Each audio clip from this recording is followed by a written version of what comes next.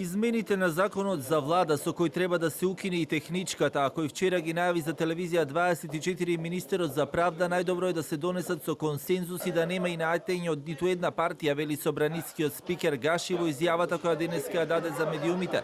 Гаши на денешниот брифинг со новинарите потенцираше дека иако не го видел законското решение, која ќе стигне од влада, ќе информира јавноста и дека истото може да ја помине собраниската процедура со само 61 пратенички глас. Не верувам дека владата, без да има некој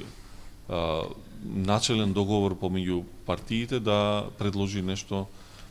така големо круцијално, но сепак зависи од нив. Во моментот кога ќе имаме од владата предлог до собранието, ние ќе го доставиме до пратеници, ќе започнеме процедурата и потоа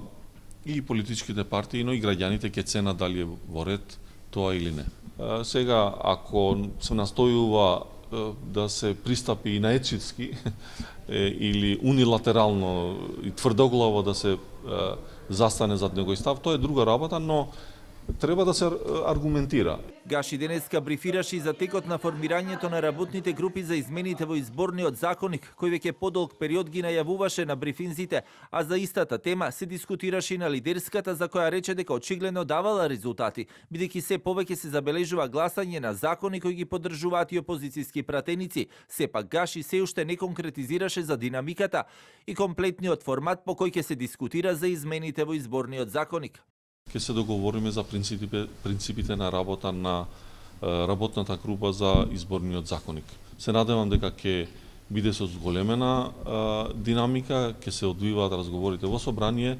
и на крај заедно, консензуално вклучени сите во процесот, не само политичките партии и експерти и сите други институции кои се имплицирани во изборниот процес да бидат дел од процесот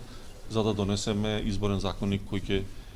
го прифатиме сите на крај, ќе го изгласаме и ќе биде многу поквалитетен од поранешните. Дали партиите ќе успеат да се договорат и за измените во изборниот законник во голема мера ќе зависи од начинот и предлозите кои пратеничките групи ќе ги достават, но и каков ќе биде предлогот што ќе стигне од правда. Сепак, изминатиот период се покажа дека доколку партиите успеат да се договорат, може да се стигне до решение, како што беше гласањето за безбеден град кој го поддржаа и пратениците на левица, но и уште двајца пратеници, но измените на кривичниот законник кој ги предложи владата, а ги гласаа и присутните пратеници на СДСМ. Гаши ова го оцени како добар исход од лидерската, но сепак анкетната комисија која требаше да се формира закочани по предлог на парламентарното мнозинство и натаму е заглавен, а пратеничките групи и собранискиот спикер Гаши и натаму си ја префрлаат топката.